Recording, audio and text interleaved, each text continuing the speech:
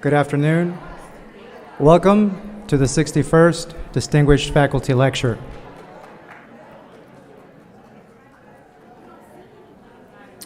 Established in 1961, the Distinguished Faculty Lecture is considered among the most prestigious and celebrated honors that can be bestowed on our faculty members. Each year, one of the district's academic senates selects a colleague to deliver the lecture. The Distinguished Faculty Lecture not only honors a faculty member for their achievements, but also provides an opportunity for meaningful reflection, and in doing so celebrates the values of academic excellence we share in our noble profession. I see former honorees in attendance today. Please rise to be recognized.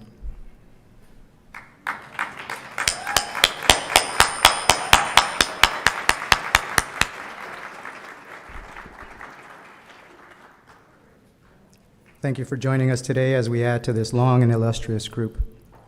I'll now ask that you please silence your personal devices. Dr. Rhyne earned tenure in rank of Associate Professor at Moreno Valley College in 2010 and was promoted to full professor in 2017. He currently serves as the chair of the Department of Communications, English, and World Languages. He is the college's vice president of the District Faculty Association. He earned an English degree from Pomona College in 1991, a master's degree in 1998, and a Ph.D. in English in 2002 from the University of California, Riverside. Prior to his current contributions at Moreno Valley College, Dr. Rhyne served in a number of faculty roles, such as assistant editor of the 2007 Institutional Self-Study Report in support of initial accreditation. Subsequently, he was the lead writer and editor of the 2009 Institutional Self-Study Report. He served as the Writing and Reading Center Coordinator and Assistant Chair of the Communications Department from 2010 to 2016. He also served as Moreno Valley College's Academic Senate Vice President, and finally as the district's Faculty Association full-time faculty representative from 2017 to 2022. In his lecture entitled Making Arguments Matter, Facing Climate Catastrophe and Teaching College Writing, Professor Rhyne will encourage us to reflect on why some arguments matter, why and how they impact thinking enough to change our behavior. Ladies and gentlemen, my good friend and honored colleague, Dr. Jeff Rhyne.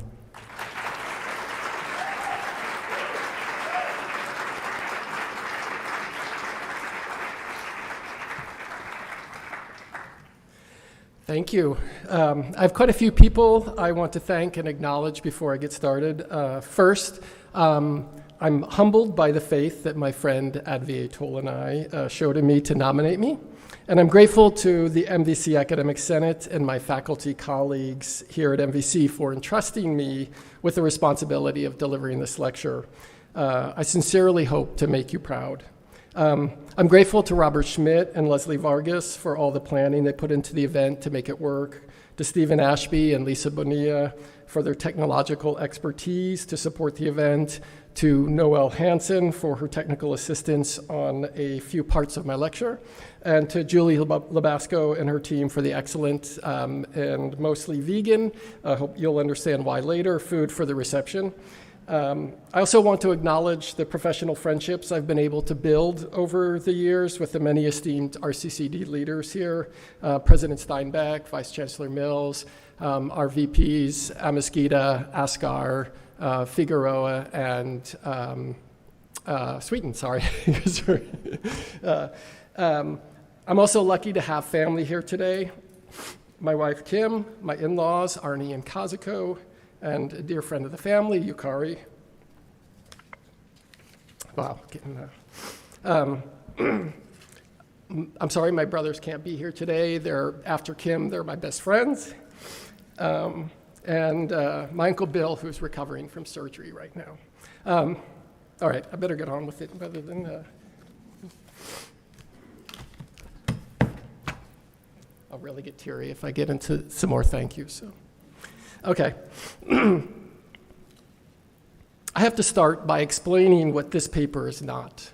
First and foremost, this is not a climate science paper. I am not a scientist, much less a climate scientist, but I do trust academic experts in their fields, and I do have enough practice as a reader to understand that the scientific papers outlining anthropogenic climate change, human-caused climate change, in other words, tell a compelling story about how human activity has caused massive increases in carbon dioxide, methane, and nitrous oxide in the Earth's atmosphere over the last 150 years, but especially so in the last 50. As you can see from this chart from the European Environment Agency, the amount of CO2 in Earth's atmosphere hovered around 280 parts per million through most of the 19th century. That's the flat line. It increased to approximately 316 parts per million by 1960, but has dramatically increased since then. That's the sharp increase you see there. This next slide shows just those 60 years from 1960 to 2020. In other words, atmospheric CO2 rose by 40 parts per million, or about 15% in approximately 100 years from 1860 to 1960. But in the last 50 to 60 years, it's risen another 110 parts per million, or 35%. The more dangerous methane and nitrous oxide gases have similar trajectories. Indeed, after a dip in 2020, the first year of the COVID-19 pandemic, 2021 rebounded as the year with the highest recorded concentrations of these three most dangerous gases. And 2022 saw increases over 2021, despite more frequent reporting on the impending catastrophe of potentially irreversible global warming and the greenhouse gas emissions which cause it. Second, I'm not going to try to prove to you that the Earth is warming, nor that this warming may become irreversible in the near future. It has been warming. The jury is out, however, on whether we can reverse the warming trend, since, in most accounts, reversing that warming trend depends upon immediate and major changes to the global energy grid. This graph from NASA's climate change research shows the increase in global mean temperature over a similar time period as the previous graphs tracking greenhouse gases. It's canny how global mean temperatures and presence of greenhouse gases go together, right? How soon in the future global warming becomes irreversible is the only matter for debate if we do not make dramatic reductions to greenhouse gas emissions immediately. These two graphs, based on research by the U.S. Global Climate Research Group in a 2017 report, reveal a few projections about how we need to limit our greenhouse gas emissions to meet various goals to limit global warming. You can follow the trajectory. So you can see if we've got here, if greenhouse gas emissions keep going the way they are, we could be facing as much as 8 or 10 degrees Fahrenheit warming. But if we can reduce them, we can end up in these areas here for warming, maybe even plateauing. So if we can make these immediate drastic cuts and continue on a path to limit them, we could see global warming plateau or even decrease. Third, I'm also not going to try to prove to you that humans, especially the wealthiest people and the wealthiest nations, have been the major drivers of this warming. This is also true. And the U.S. is one of the biggest contributors of greenhouse gases. And so we are all a part of that story. This slide shows that disparity worldwide. It highlights that the poorest 50% of the world population is responsible for only about 10% of global emissions, while the richest 10% of people in the world are responsible for around 50% of emissions.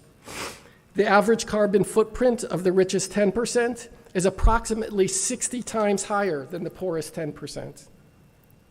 It is furthermore not my aim to examine the geopolitical reasons for international government failure to act boldly, even on existing international agreements.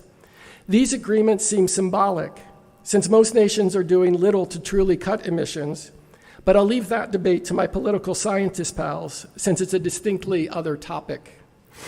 Even though I'm not going to try to convince you of these facts about global warming, I am going to request that you join me in accepting some of them as premises for my remarks today. The warming of the Earth's atmosphere is really happening, and it's happening because of human actions, needs, and modern technologies. Scientists know this because they know that global warming causes increasing frequency and intensity of severe droughts, severe storms of all kinds, severe flooding. They can measure the intensity and frequency of extreme weather events, and our weather has gotten more extreme as a result of global warming. Check your daily news if you are wondering if we have seen any of that.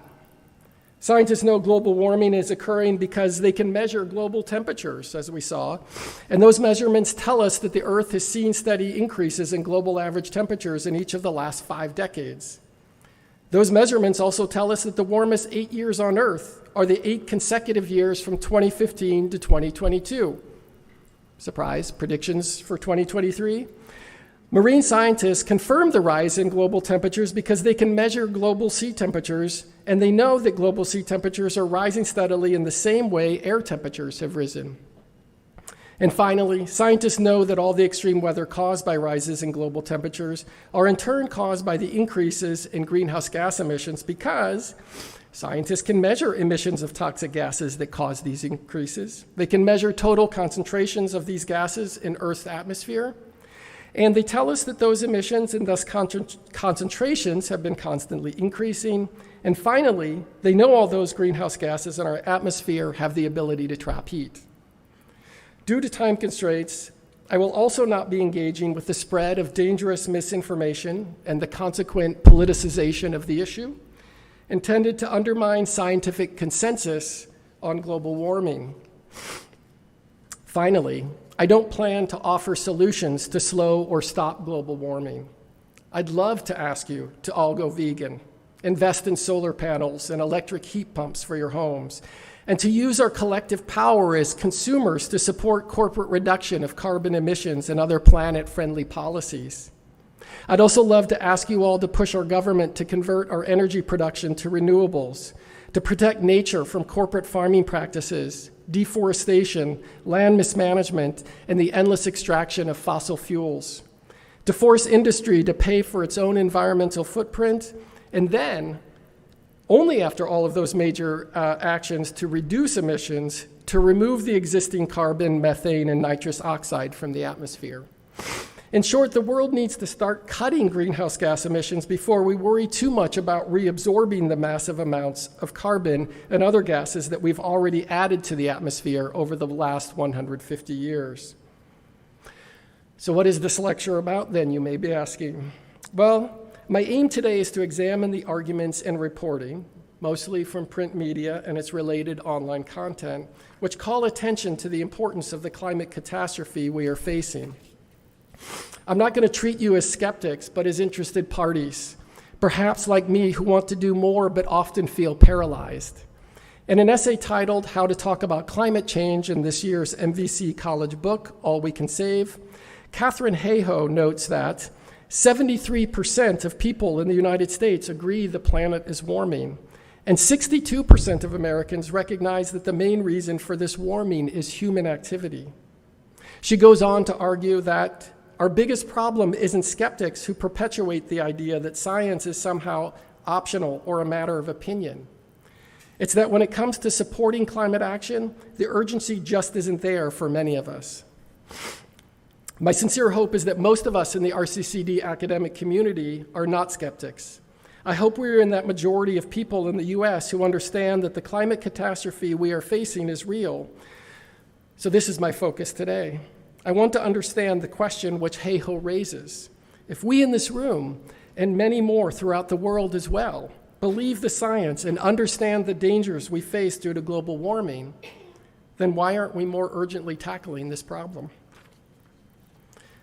Before I go on, I want to pause for a moment to address that I'm intentionally being slippery with my use of the first person plural we. Yes, I am trying to draw you into agreeing with me by emphasizing our shared concerns and our shared awareness. I'm also expanding that we I keep using to acknowledge that we here today are also part of the we of a nation that could lead the way in taking more rapid and more radical actions to reduce the world's greenhouse gas emissions. And we are part of the world of nations that are not holding each other accountable for taking the urgent actions that we know must be taken. Finally, by linking you all to me through my use of we, I'm hoping simultaneously to encourage you to join me in feeling the urgency to act, but also to use my imagined sense of communal agreement today to inspire myself to act more urgently. Probably many here today who track reporting on climate change will recognize the ways emotional appeals are used to urge awareness of the problem and possibly to take action. Specifically, images of dying or suffering animals. Who hasn't seen an image like these of polar bears or penguins within reporting on climate change?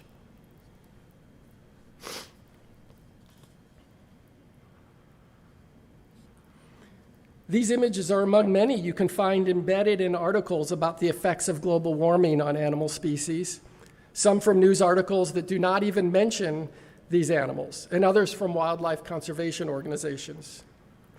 While images like these momentarily engage us, they ultimately are ineffective at getting us to act because they are both too abstract and too distant from our daily lives. First, we don't have direct connections to these problems. The problem is not personalized enough. The animals we tend to see most negatively impacted by global warming are far away from most human populations and therefore far off from our daily thoughts and actions. For example, I don't personally know any polar bears, and I know I'd be terrified if I saw them in the wild. So connecting climate change to a polar bear suffering is already a challenge to motivating me to act.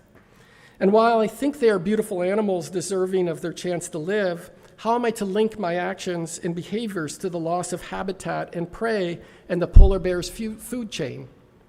Indeed, for the extreme animal lovers among us, these images might encourage us to donate to Polar Bears International. But that donation, while helping wildlife scientists to help polar bears, will not change the underlying conditions causing the warming that is threatening the bear's survival. The problem of climate catastrophe due to global warming is also complex, and thus too big to comprehend. As George Monbiot writes in his book, Regenesis, Feeding the World Without Devouring the Planet, quote, when you first encounter a complex system, it can seem too big for the human brain to comprehend. In its entirety, it is. Monbiot's focus is on the damage modern farming techniques have done to soil health and thus to efficient farming and long-term sustainability. He chronicles the insanely rich diversity of life present in soil, the interconnectedness of all that life, the changes that occur when that soil is disrupted or damaged, and the amazing resilience of soil to rebuild its abundant life forms when it's treated with an awareness of its riches. Monbiot's theory is applicable to my discussion of global warming today, since the complexities of global warming and our climate crisis are almost too difficult to tease out here. Greenhouse gas emissions, greater numbers of stronger hurricanes, slow changes in global average temperatures, a colder, rainier winter in Southern California than we've had in decades, rising sea temperatures, extended drought, massive snowstorms occurring in increasingly warm winters, dying ecosystems, deforestation, flooding, wildfires, rising sea levels. Can we really think of all these causes and catastrophic events every time we see images of animals suffering in the Arctic? We might be able to grant the premise that warming of their ecosystems has contributed to their current problems, but how do we really connect that present suffering to the rather slow global warming, which is quite difficult to see, especially when it's difficult to understand the difference between weather and climate? In that moment, when we see the dying animal, moreover, even if we regularly accept the scientific knowledge around global warming, how do we connect distant suffering of other animal species all the way back to our individual actions? More so, how do we connect those problems of global warming to our passive actions, like turning on the air conditioning and drawing electricity from an energy grid that is a major contributor of greenhouse gases? Or to eating animal products when most of us have grown up with familially and culturally determined diets? And then still, how do we make all those connections to what we can do about the things we feel powerless to change? But that's what the next generation demands of us right now, or at least we are often told that. In short, we have to fight against feeling overwhelmed by our perceived lack of connection to the problem and by our perceived inabilities to understand it or to be able to do anything that is meaningful to save Earth for our children and our children's children. Even my own argument here about taking drastic action now to make the world livable for the next generations of humans is problematic. If animals living today don't motivate us to take urgent action, How do human and non-human animals living 100 years from now factor? So maybe rather than starting to make changes for future humans, we need to find a way to make the world better for ourselves right now. Indeed, as I've already been outlining, we are facing plenty of evidence of how global warming is already negatively impacting us. So let's start by reframing the reasons for reducing greenhouse gas emissions to a need to save ourselves, not to save some distant animals or future selves. Are arguments that invoke fear of increasingly dangerous storms and other impacts from extreme weather events more likely to motivate us to act than those invoking sympathy? The assumption in these arguments is that fear is a powerful motivator. It's not uncommon to see titles like these: Alarm Bell for Humanity, Beware of a Climate Doom Loop, Droughts, Floods, Fires. These photos show how global warming is devastating Earth. And then the accompanying images like these: droughts and lower water levels in reservoirs, fires, floods, rising sea levels, extreme heat, women and children in Pakistan are suffering, for example, as this last image shows. They're all part of the visual rhetoric we consume regularly via the news and intended to add drama to the stories we are reading or listening to. Is the sheer preponderance of these images overwhelming to us? Are the images too distant? Are they competing with news about the war in Ukraine, about false claims of voter fraud in US elections, about the imagined dangers of critical race theory?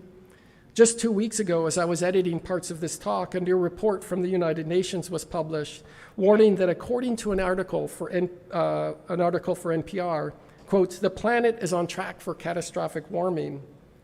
The report highlights how people are already getting killed and displaced by the extreme weather and other natural disasters attendant with climate change, and that without immediate reductions, we face even more dire catastrophes and deaths.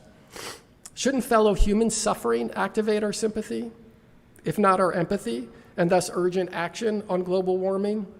How do we personalize the impacts on our current living neighbors in the world to motivate our actions for saving Earth so that more people, including ourselves someday, do not experience the catastrophes caused by global warming? One way of personalizing the problems attendant with global warming is seeing how they impact individuals' financial well-being. I suspect that arguments emphasizing the economic impacts are more effective at personalizing the problem than those that try to appeal to our shared humanity. For example, a recent NPR story titled "Extreme Weather Fueled by Climate Change" cost the US $165 billion in 2022, notes, quote, "In 5 of the last 6 years, costs from the climate and weather-related disasters have exceeded $100 billion annually. The average number of billion-dollar disasters has surged over that time too, driven by a combination of increased exposure of people living in and moving to hazardous areas, vulnerability due to increasing hazards like wind speed and fire intensity, and a warming climate," end quote. While there is federal aid in the US for the destruction caused by increase in intensity and frequency of extreme weather due to global warming, in a survey conducted jointly by NPR, the Robert Wood Johnson Foundation, and the Harvard T.H. Chan School of Public Health, 18% of those impacted by extreme weather reported suffering major financial loss. One reason is that the vast majority of people most affected, thus far anyway, generally live in so-called third world countries. In the US, as this breakdown highlights, those affected are overwhelmingly uninsured or underinsured. 71% of those 18% who have financial hardships are as shown by the 2 red shades here. In other words, those who are already economically marginalized and who are less likely to be able to afford insurance. Thus, like the problem worldwide, the people most negatively impacted tend to have the least political capital to push for the changes that are necessary to reduce the emissions which lead to a warming planet. The bitter irony, or is it a silver lining, in the increasing numbers of people in the US and around the world who are experiencing negative impacts of global warming, is that according to an NPR report by Rebecca Hersher, quote, people who experience extreme weather are also more likely to consider climate change a crisis or major problem. And, quote, more than 3/4 of adults in the United States say they have experienced extreme weather in the last 5 years, including hurricanes, wildfires, floods, and heat waves. In short, news, UN reports, wildlife conservation organizations all may have little effect on our behaviors, but personally experiencing the negative impacts of climate change appears to help people's awareness of the severity of the problem we are facing. I fear, though, if we wait for everyone to personally experience a catastrophe caused by global warming, it will be way too late to make the changes necessary to reverse that warming. On the one hand, it's great to be able to identify what motivates people to care about the crisis we are facing and to realize its magnitude. On the other, it's not great that it seems to require personal experience because, first, that means things have to get a lot worse before we develop the collective will derived from that personal experience to take the urgent actions that are necessary to combat the problem now. Second, the problem, even in acknowledging that people whose direct experiences of extreme weather make them more likely to think of climate change as a crisis, is that it is still difficult to connect our personal actions with increases in global greenhouse gas emissions and thus to global warming.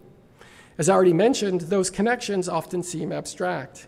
In short, even when we have been directly impacted by an event fueled by global warming, we are not likely to see how the extreme weather was caused by global warming, much less how our individual behaviors contribute the greenhouse gas emissions which cause the warming.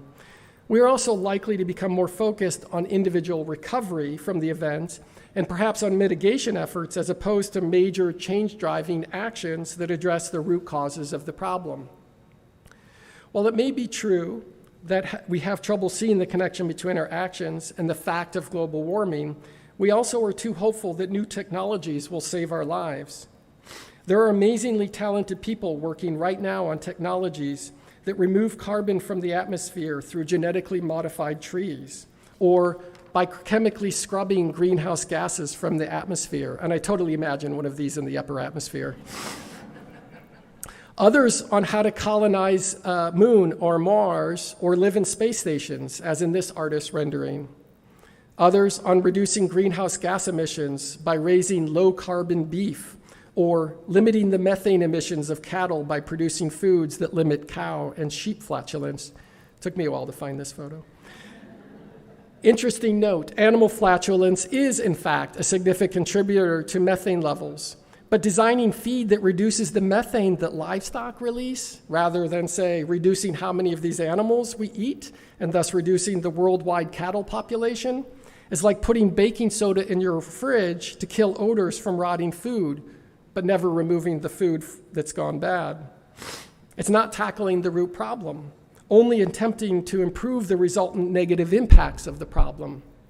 The danger is that these innovations tend to distract us from the problems we need to solve. Our attention is in the wrong place. Fiona Harvey, reporting for The Guardian, notes, quote, Catherine Hayhoe, chief scientist for the Nature Conservancy in the US and professor at Texas Tech University, said the world was heading for dangers unseen in the 10,000 years of human civilization, and efforts to make the world more resilient were needed, but by themselves could not soften the impact enough, end quote.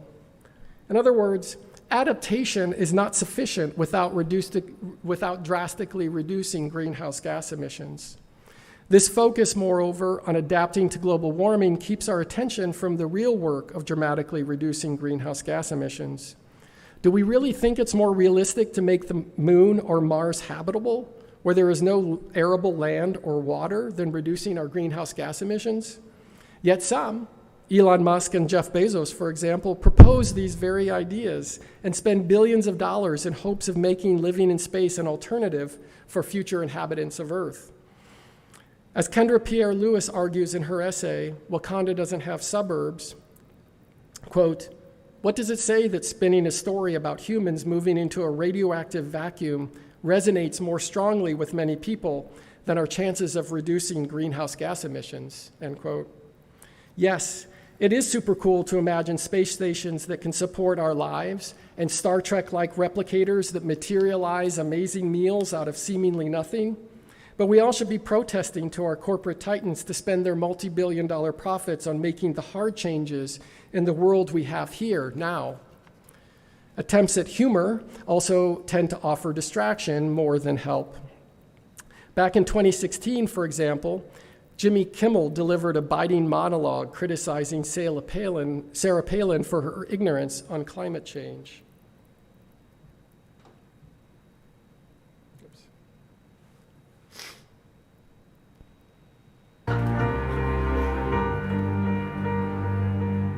Hi, I'm Aradhana Tripathi. I'm a paleoclimatologist and isotope geochemist. Hi, I'm Alex Hall, and I'm a climate scientist. I'm Jeremy Pell, and I'm a hydroclimatologist. I'm Nina Karnofsky, and I'm a polar ecologist. I'm Chuck Taylor, and I'm an environmental analytical chemist. I'm John Dorsey. I'm a marine environmental scientist. Over the past 40 years, thousands of scientists have studied climate change. Definitely happening. And it's caused by human beings. That's you and me. And the consequences could be extremely dire. Catastrophic. Apocalyptic. And here's the thing. When we tell you all this, we're not with you. I'm not with you. Definitely not with you. Why would we with you? Think about it. If I wanted to screw with people, do you think I would have gone into climate science? Got to navigate back now. And then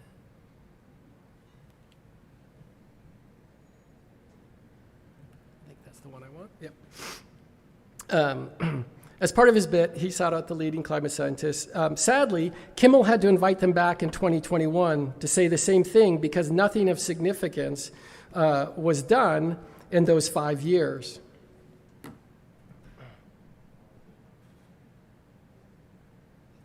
Oops. Come on. Well, you can imagine what they said. Years ago, we came on Jimmy's show. Real climate science, not active. That it's going to 5 years ago. 5 years ago, we came on Jimmy's show. That it's going to be catastrophic. So that got muted with a bunch of other things there. All right. Yes, this is a cheap move to make you laugh for a moment mid-lecture. And it is also true I'm trying to engender good feelings for me, and therefore also my message. I'm hoping that having these positive feelings for the messenger encourages an audience to be more open to the message. Even if that strategy is effective, does that openness translate to the urgent action I'm hoping to engender? Also in 2021, Netflix released the thinly veiled satire of climate change in action, Don't Look Up. Billed as a comedy, and indeed with some comic moments, the film metaphorizes the urgent problem of climate catastrophe as an asteroid headed directly at Earth and due to cause an extinction-level event in 6 months.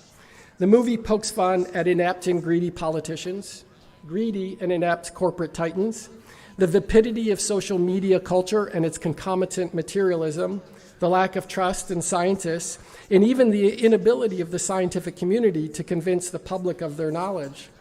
The film was among the top streamed movies on Netflix at the time and thus reached tens of millions of households. And while it was not difficult to understand its critiques, I'm not sure it did much to motivate self-reflection or action. As many wrote in reviews at the time, the timescale for the asteroid destroying Earth, both its clear moment of impact and its near instant total destruction of Earth, is inapt at capturing the slow changes we have been observing in climate and thus the slow destruction of the planet. Humor indeed holds a capacity for social change, and the film generated much discussion, but it's another example of how we non-skeptics embrace a message we already believe in without necessarily being motivated to act. Yet another problem with so much of what we see and hear in the news, and which is explored in Don't Look Up, is that there are many competing narratives about what's causing global warming and what we can do about it. As even the visual imagery of the poster advertising this talk attests, most accounts foreground the primacy of manufacturing and the energy grid in producing the harmful greenhouse gas emissions that have caused global warming. Yes, the energy sector contributions to global warming are a major problem, and no solution to the climate catastrophe is possible without major overhauls to how we produce energy. But the debate over which areas produce the most greenhouse gas emissions may sometimes keep us from acting. For example, this estimate from the Center for Climate and Energy Solutions in pie chart directs our attention to the energy sector, where transportation is just a small component of energy. So the one on the right highlights the transportation. Energy is just the big blue part on the side. This more recent one from the EPA provides different breakdowns. Rather than transportation being part of the energy sector, it is separated out in this latter chart. Even the categories are different. My point here is not which one is really the biggest source. That's another discussion. Rather, I want to highlight how it's difficult to make any direct comparisons when there is no consensus on how to present knowledge. I understand why there is not yet that consensus on how to present and categorize scientific knowledge. Once you dig into the arguments about contributions of greenhouse gas emissions by sector, you understand that there is significant disagreement about how to quantify them. For example, do we count shipping of animal feed from grain and cereal farms to cattle yards in transportation or animal agriculture? The beef industry, for example, does not want it associated with their greenhouse gas emissions. What about the shipping of cattle to slaughterhouses and then to warehouses and to the supermarkets where we buy meat? In that first slide I showed, land use change is estimated to account for about 6% of global greenhouse gas emissions.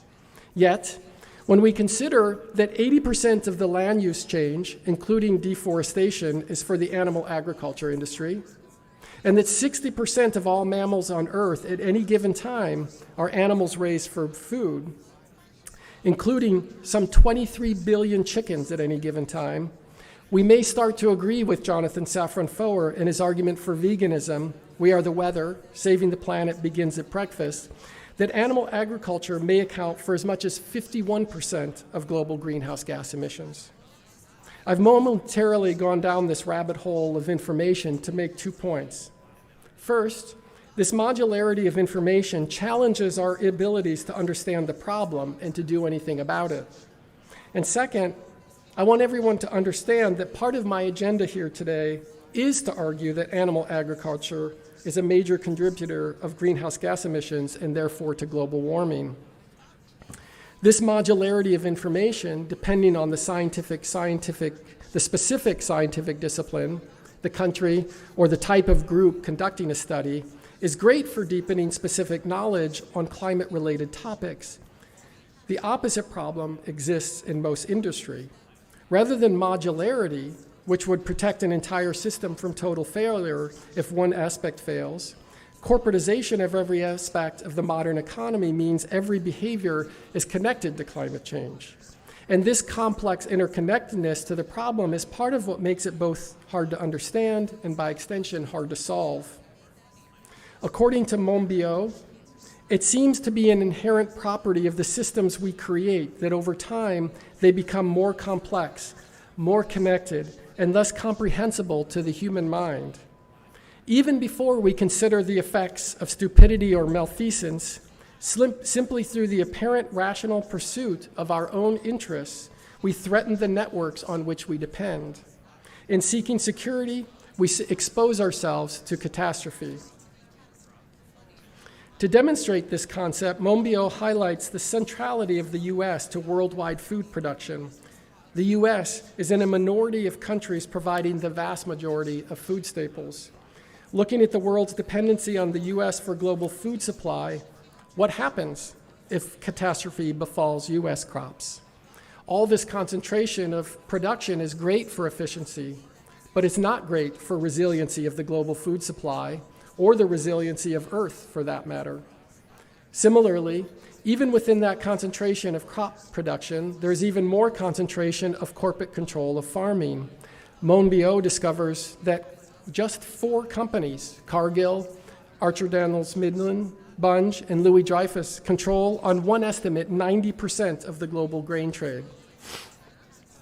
I'm providing this specific information on food production because one of my aims today is to emphasize that we can and must exert consumer control over the direction of the food industry. We often think we are at the whims of the corporate world, that we are powerless to demand what we want because they anticipate our desires so expertly. And to some extent, that's true if we let it happen. I'm also trying to move us toward the realization that we as individuals can make significant contributions to reducing the current and potential harms of global warming if we act collectively. I must confess right now that even though I have highlighted the complexity of the problem due to information overload, is one of the challenges we face in our confrontation with arguments and reporting on climate catastrophe. I do want to overload you. Are you overloaded right now?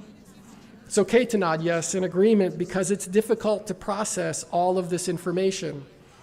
And I thought a lot about whether it was even worth it to present it. So I get it. And I also confess some of that overload from too much information is due to my own failings as a writer, because it's also really hard to write about the interconnectedness of the causes and effects succinctly as one part of a 45-minute talk, in which I'm probably trying to take on way too much. In addition, I want you to be overloaded because I have another confession. I lied to you earlier when I said I would not try to convince you today to believe the science behind global warming. It has been one of my aims all along to convince you to view climate change as a climate catastrophe. And I cannot but hope that hearing it from someone you know might help it to weigh on you. I want to exploit my good fortune of getting the stage to generate urgency to act on global warming among at least a small group in a small corner of Southern California. And all of this information overload and the weight of feeling like we have to do something while not really knowing what to do is overwhelming and discouraging. I myself regularly feel overwhelmed and discouraged about what I can do as one person. I want to ignore the problem. I want to listen to the fictional president played by Meryl Streep telling me, "Don't look up." I want to keep my head down to get through my days without too many challenges. But I'm convinced by all the data and the sciencey stuff, and I'm moved by the images of disasters and of the suffering of beautiful non-human animals, and more so by the suffering of fellow humans around the world. We need to embrace our discomfort at being overwhelmed. We do need all these arguments, data, stories, and images, and perhaps we need better stories too. We need new stories to counter the ingrained ones we've been told and perpetuate through retelling. And we need new stories that draw us together around this problem. Since stories may hold more power to engender empathy, I agree with Fabiana Rodriguez, an artist and president of the Center for Cultural Power, that we must challenge the idea that some life matters more than other life. This means creating more stories that center the experiences of human beings, showcase solutions, activate our human empathy, and help usher in another worldview. While the lessons I've discussed about why we may not be moved to act by the information and arguments around global warming and climate catastrophe are not nearly exhaustive or even representative of everything I imagined I could highlight in this lecture, they are remarkably aligned with some lessons I have gleaned in teaching the critical reading and thinking skills central to my college writing classes, and also key to all of our classes. One of the main problems I identified earlier in this talk was the sense of exhaustion or feelings of being overwhelmed by the enormity of the environmental problems we are facing. To counter my students' feelings of being overwhelmed by complex ideas, I always encourage them to embrace complexity and to do so in chunks. If it's an issue worth discussing, it's going to be complex. That complexity can only make our arguments more interesting. If we have too much information and are getting overloaded, narrow the focus. In fact, I tell students that they will do their best work if they think of their tasks in research and writing as going ice fishing. I tell them, dig a narrow hole because you might destabilize the ice on your own footing if you try to widen your focus too much. But get ready to cast your fishing rod deep, since the bigger fish tend to stay in the deeper water in a frozen lake. By narrowing your focus and drilling down deeper, you are better able to manage the information you need to build complex argument. When you have to write a longer paper, it's just more chunks woven together. Keeping it in manageable chunks allows us not to get too overwhelmed.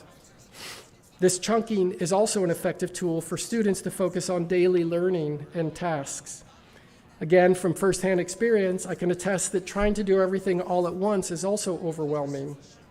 When giving a new essay assignment, especially one longer than many students have ever had to write, I ask students to write 1 paragraph a day for a week. And importantly, to say to themselves when they sit down to do so, I'm going to write a paragraph on some specific topic. Sitting down and saying, I have to write my research paper right now, will only overwhelm them and make the task seem unachievable, since we cannot finish it in one sitting. If writing a long paper can be overwhelming, by extension, asking students to study today for the end goal of getting a degree in 2 or 3 or 5 years hence might be too abstract and too complex. Similarly, we cannot sit down and say, I'm going to reduce my carbon footprint by 25% this year. But we can make immediate goals, like saying every day for a week, I'm not going to eat meat tomorrow, because after 7 days, we will have massively reduced our carbon footprint in that 1 week. My point here is that we need short-term goals to meet the long-term ones. Indeed, the same can be true for our encounters with feeling overwhelmed by the enormous complexity of global warming. If we focus on one aspect of the argument and improve our understanding of that piece, we can then move on to another chunk of the problem, and so on. By extension, we must also start to make small but meaningful changes in our behaviors. Changing our light bulbs and switching to energy-efficient appliances when old ones need to be replaced are important actions to take. But even when practiced collectively, they don't add up to much of a reduction in electricity use on a large scale. We should definitely take those steps, but we must do more. Eating a largely plant-based diet, for example, massively reduces your carbon footprint. If this shift in diet is done collectively, it makes a massive reduction in global greenhouse gas emissions. As Jonathan Safran Foer argues, changing how we eat will not be enough on its own to save the planet, but we cannot save the planet without changing how we eat. Another failure in the global warming discussions I noted earlier is our inability to personalize the problem. This failure to personalize the extent of the problem is keeping us from acting. Feeling connected and invested in the problem of global warming and in the solutions to reversing the warming trend is essential to our chances of success. If not seeing our personal connections in the arguments and information around global warming makes us less likely to see the importance of those arguments, then it is also potentially a problem for our students in our classes. There are 2 ways that personalizing education helps our students. First, one of the points of incorporating a greater diversity of issues and voices into our curriculum as part of the project of culturally responsive teaching is to personalize our course material for more of our students. Of course, I don't mean providing individualized readings for individual students. Rather, I'm suggesting that we must do the work to discover ways for all of our students to feel connected and invested in their learning. Similar to Foer's formulation about changing how we eat, I would argue that finding ways to personalize our content alone is not enough for their success. But we are not going to reach all of our students if we do not deliver content that connects them to their learning. There is ample research on the impact of culturally responsive teaching that personalizing learning for our students helps to motivate them. They need to see themselves in the material and feel that the material is important to their lived experiences, just as we need to feel the personal impacts of climate change. Because of the overwhelmingness of the information and what to do about it, and because of my own slow progress in connecting my thinking to actions, I wish that more arguments to us non-skeptics about the facts of climate change and the dire consequences of ignoring it provided concrete measures we can take on a daily basis to reduce our carbon footprints and to pressure corporations and governments to make the bigger changes necessary to drastically reduce our greenhouse gas emissions, and thus to give ourselves a chance of avoiding the worst-case scenarios of global warming. Just as I have suggested chunking small, meaningful changes in our everyday behaviors, I advocate for my students to do something every day related to their writing projects in my class. I tell them stories about my own struggles to write over the years, including when I was trying to write my dissertation. Many of these were freshly present again over the last 9 months, and especially so in the last 3, as I battled my insecurities and wrestled with the many complex threads I wanted to weave into this talk. So I had to keep reminding myself of advice from one of my mentors to write for 15 minutes every day. Sometimes 15 minutes turns into a lot more. But on days where all you can muster is 15 minutes, at least you can say you met your goal. I adapt that advice a little for my students who are writing under more compressed time pressures than I did for this lecture, but the principle is the same. Although you can never do it all in one day, you will never do it if you don't do a little bit every day. And the same lesson holds for global warming. We cannot do everything we need to do overnight, but realizing that impossibility should not mean that we give up. Rather, by working toward a goal in small, achievable, meaningful chunks, we won't lose sight of the goal. And before long, we may find we have accomplished quite a bit. Being overwhelmed by the enormity of a situation can only be tackled with daily repetition of important, impactful tasks. That's a hard word. All these little actions, though, don't work unless we engage in collective action. And We Are the Weather, Foer argues that we must collectively switch to eating plant-based diets until dinner, and even then only allowing for some dairy while maintaining a vegetarian diet.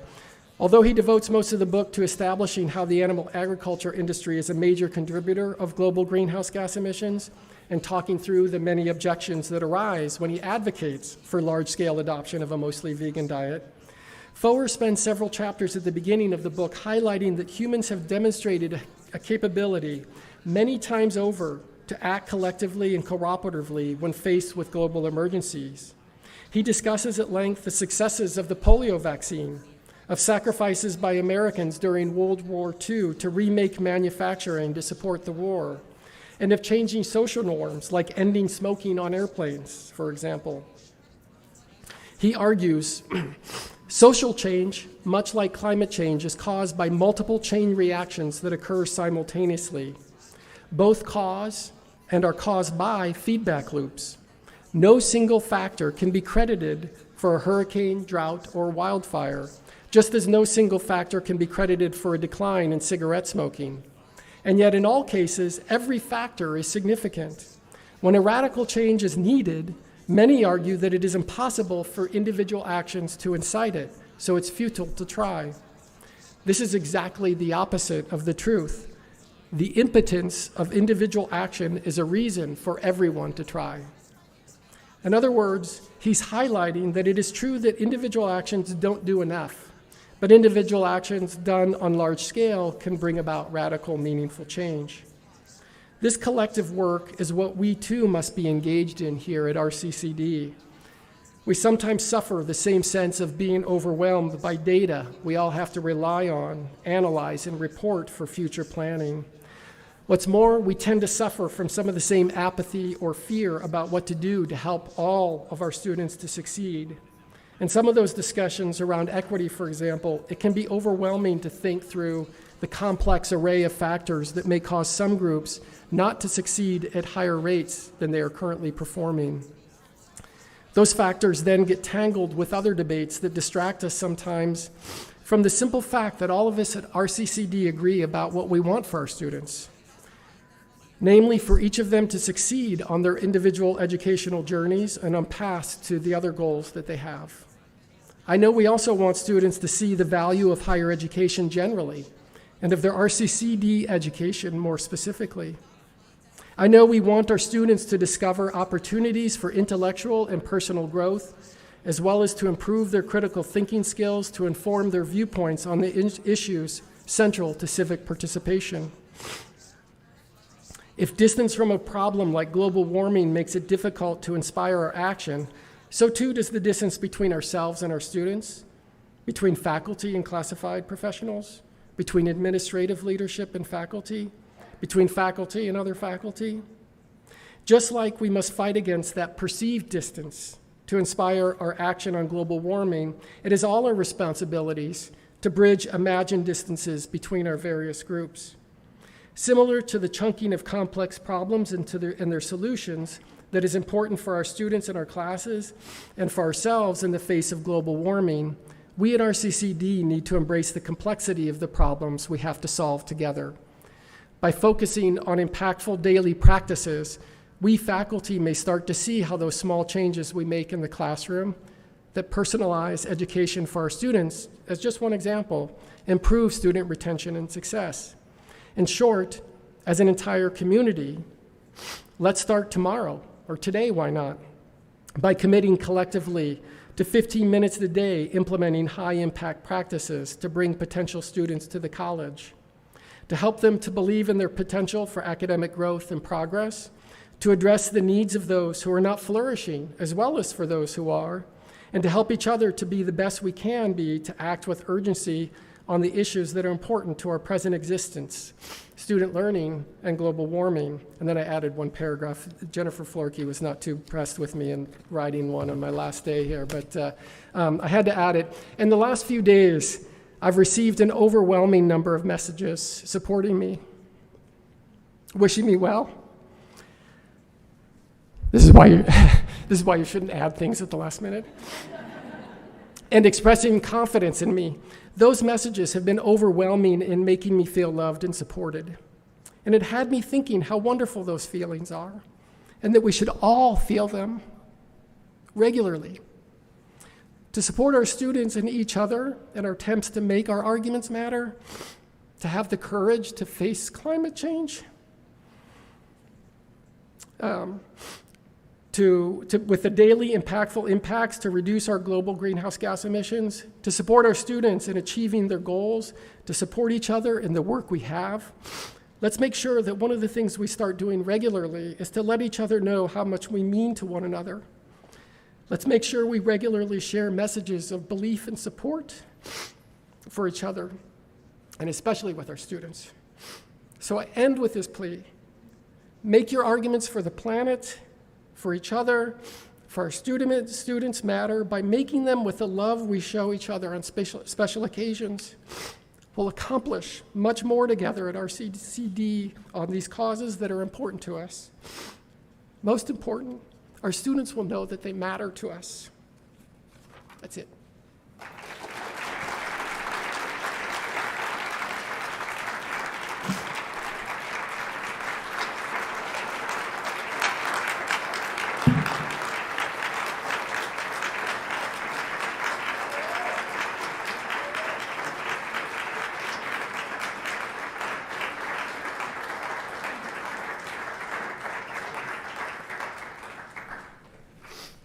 For those that you know me, I'm a crier anyway, so I always have tissues, so.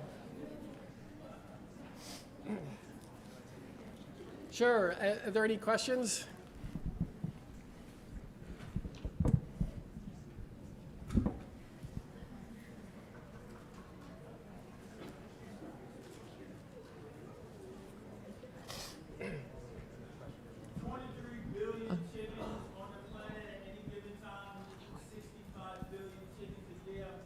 Globally. Globally. So how does that work? We eat whole chickens? No, we eat so many a day globally. And they have, we have these ways of raising them with steroids and antibiotics that they have really short lifetimes. And then, we slaughter them and they get to our supermarkets really quickly. It's astounding. We talk a lot about there's a lot of fears about a global population problem. But we actually have enough land on Earth to feed our global population. But the problem is we're feeding the animals that feed us too much with that land. And so, that's a major problem when you start to realize all those billions of mammals and very few of them are humans.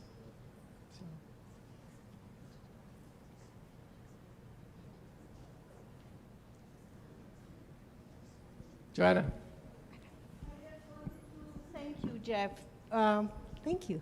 I just wanted to thank you, Jeff, for a wonderful talk, very informative. But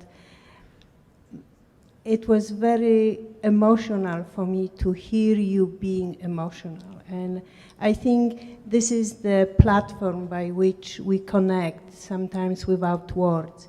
And those messages are the most meaningful. Thank you. Thank you.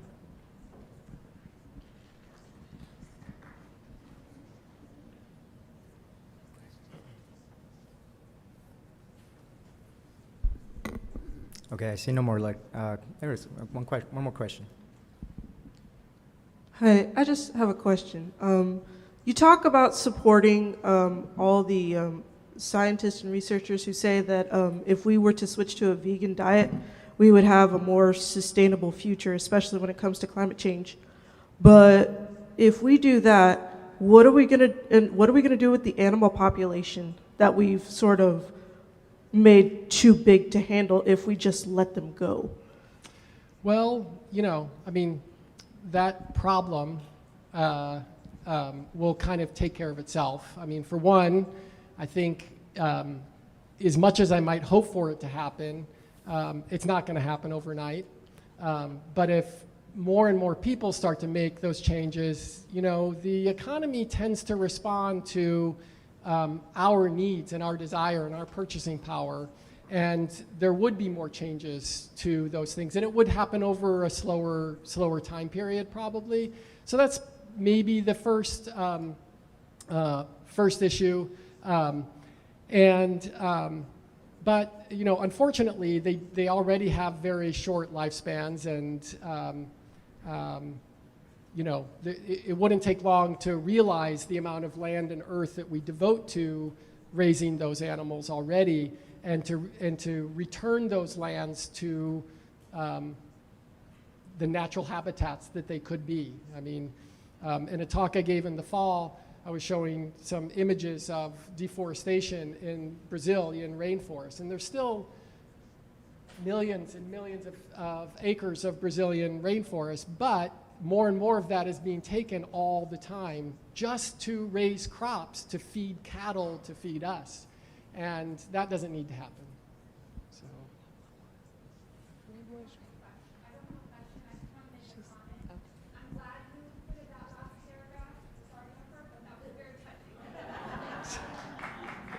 No, she didn't know the content of it.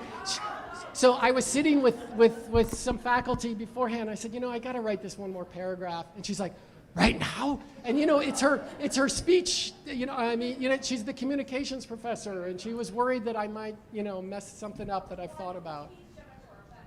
Yeah. So, yes.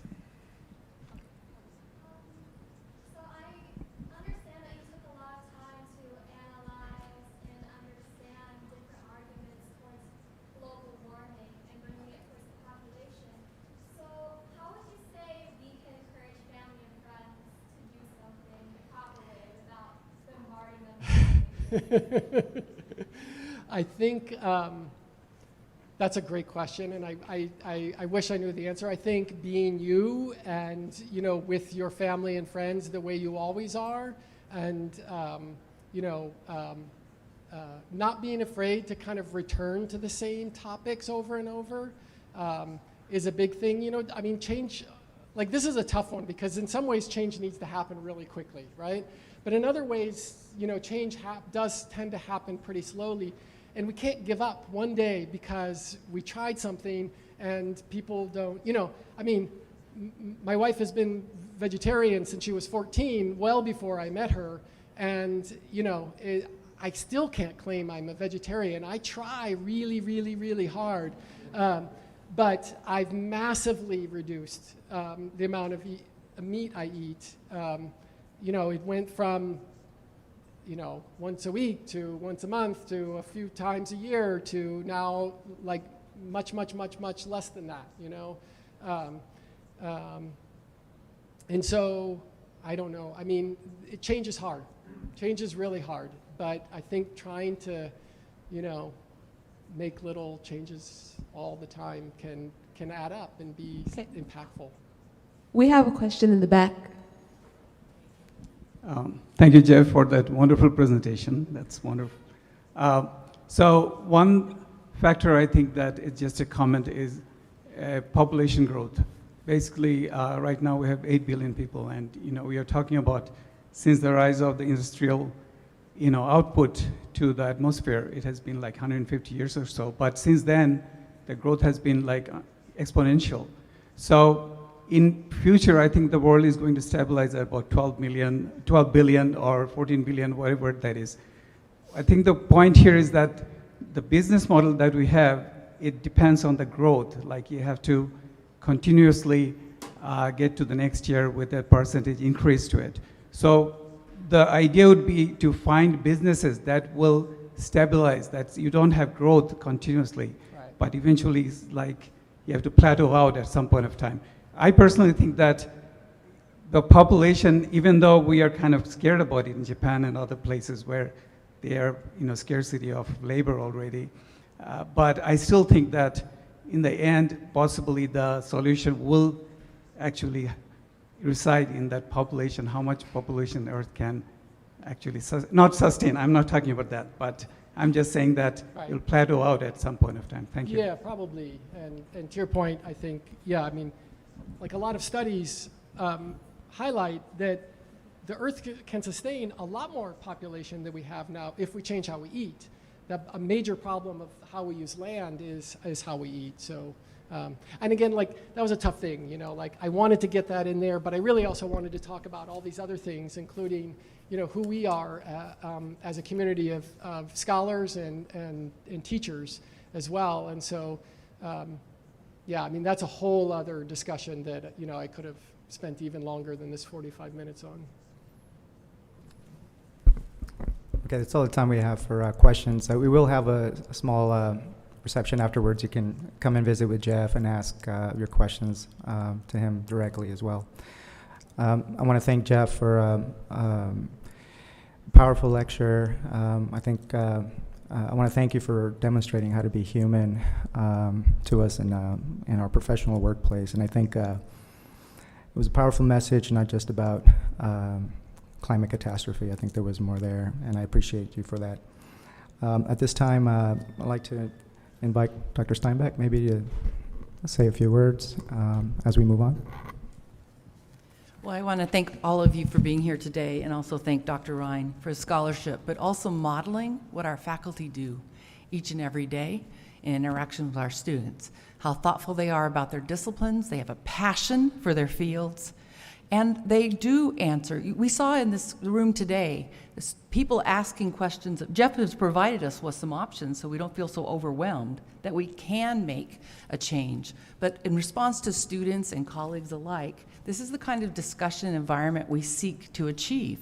And it's why it's so necessary for us to continue our Distinguished Faculty Lecture Series and provide these venues in which we can have discussions. Wouldn't it be marvelous if we could spend the rest of the afternoon? That'd be great. The room's available. We want to honor you today with an award. You're presenting? Oh, it's okay. You can present yourself. It's, okay. Okay, we will jointly present this to you on behalf of Riverside Community College District to Dr. Jeffrey Rhyne, the 61st Distinguished Faculty Lecturer.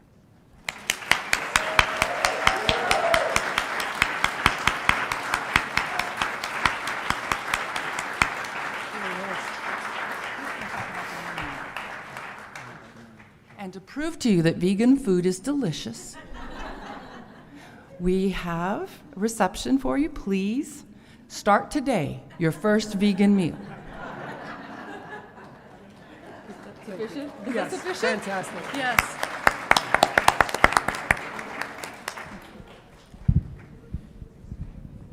And that concludes the ceremony. Now the informal discussion. Oh, sure.